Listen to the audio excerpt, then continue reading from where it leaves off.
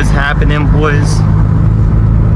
I hope y'all are having a great day. I know I am. And today I want to be bringing y'all a video on if I personally think you should tune your Jenny, whether it's a 2.0 or a 3.8. Either or, honestly, it's not really that big of a deal.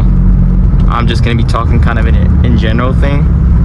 And I'm gonna do a little POV driving till we get to our usual filming spot, and I'll pick up the camera there and we'll actually film a little bit. Just throw the car into manual mode. It's a nice day outside. It's pretty cool. It's 75 degrees out right now. Feels just about 75. It's not too moist either. No sun, so turbo should not be running hot whatsoever. As you can see, we're getting some better gas mileage. I don't know if y'all can see that on the camera, but getting 18.4 miles to the gallon right now. We were getting like 19 before we filled up last, but it really just depends where you're driving at, bro. If you're doing a lot of city driving, like in small areas with a lot of stoplights and you're going slow, back and forth, you're obviously gonna have worse gas mileage. But when I'm driving a little longer distances, it's in the 19s. I'm glad it's going back up for real. At one point it was really bad. I think it was because of that exhaust leak that I had. But that's enough yapping. Let's get to the actual video on why you guys are here. It's obviously, to see, should I get my Jenny tuned or not tuned? So let's get into that. We'll start off just with some, simple, just a little bit of driving, just so you can see kind of the daily driving of a tuned Jenny. Obviously, you're not always gonna be in manual mode, but this is me just in manual mode right now.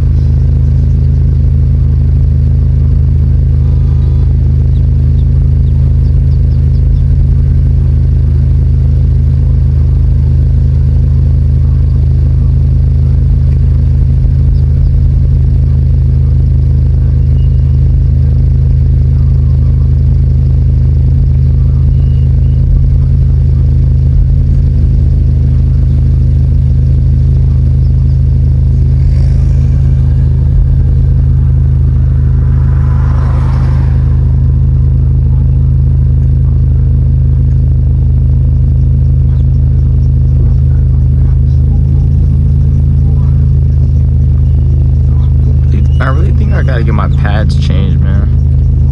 I've been hearing my brakes clank up just a little bit.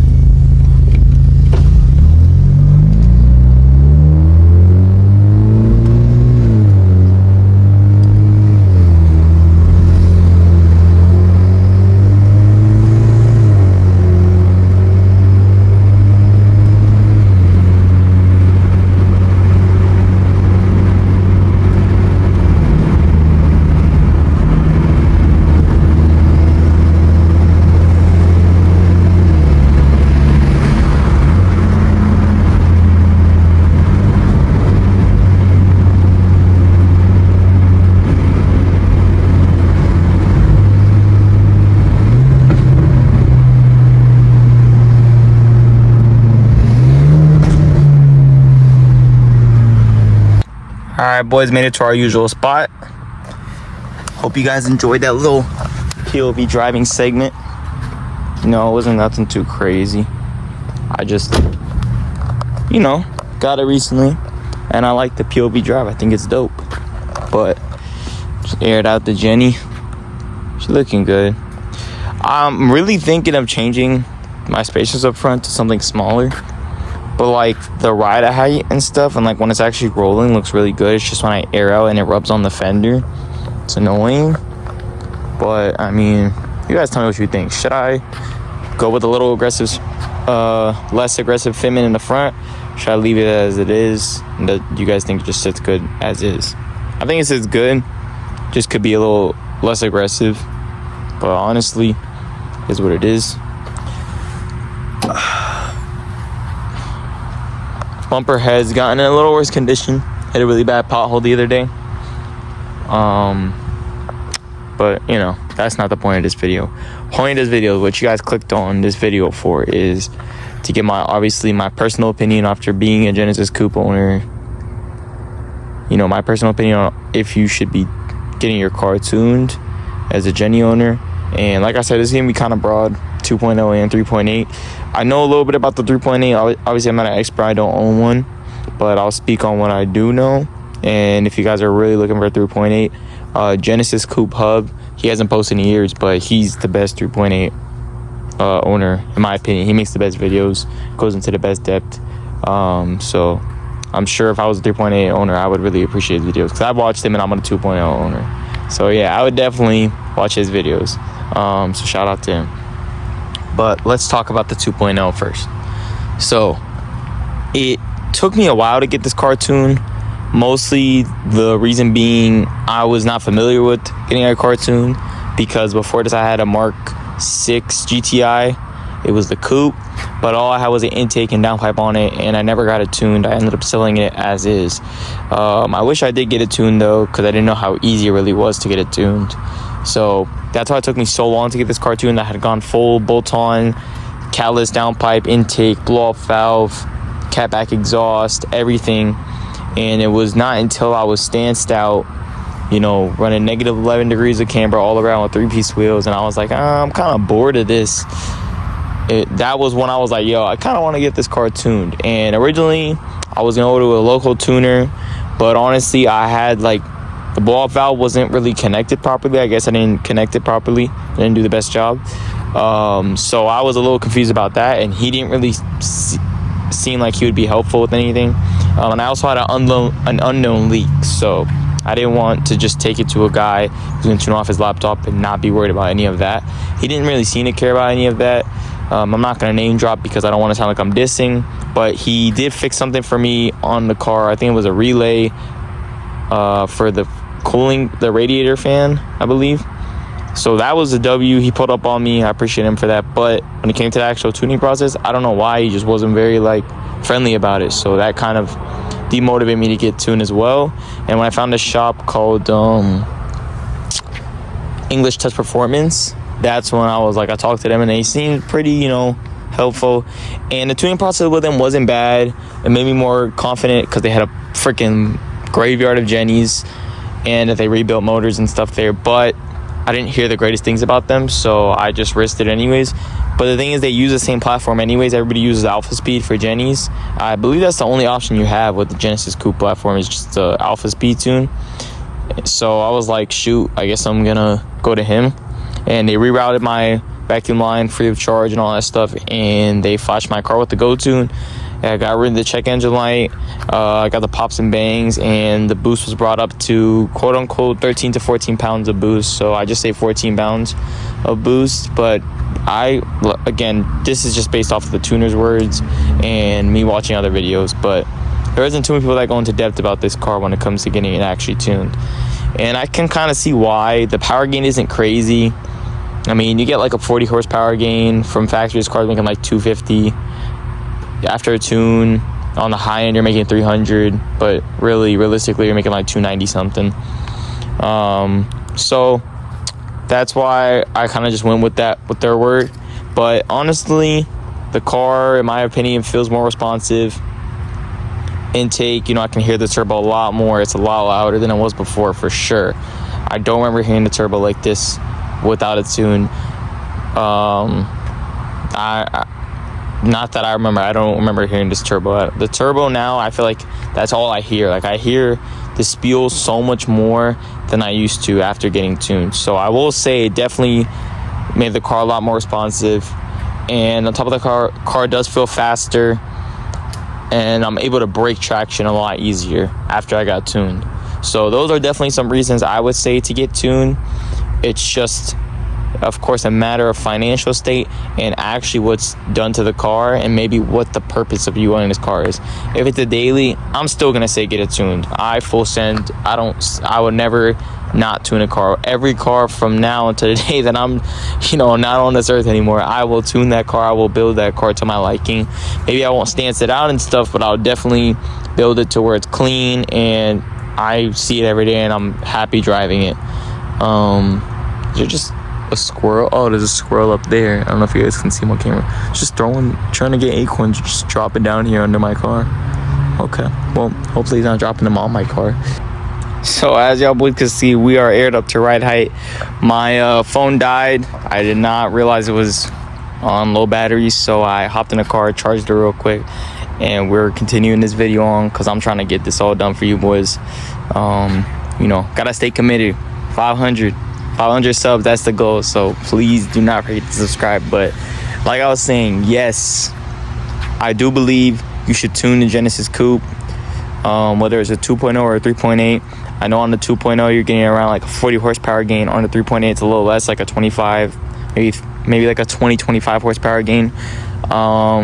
What you do need on the Jenny, the supporting mods you do need is going to be an intake. You're going to need a callus downpipe, and you're going to need to do spark plugs for sure. You're going to have to do step holder spark plugs. Is it spark plugs? Yeah, step holder spark plugs. Sorry, I'm having a brain fart. It's honestly been a while. And they do recommend you have a full 3-inch exhaust because honestly it's just better for the car and you'll get a lot more power out of it from what I've been told. But those three main things you will need. The exhaust is just a plus, which I think you should get so you can actually hear the car, and it'll mount up with the downpipe. I don't believe the stock exhaust would mount up with the downpipe. But yeah, so like I said, boys. Oh, so he did throw an acorn at my car. Oh, he's just launching them at my car, huh? Nice. That's freaking nice. Anyways,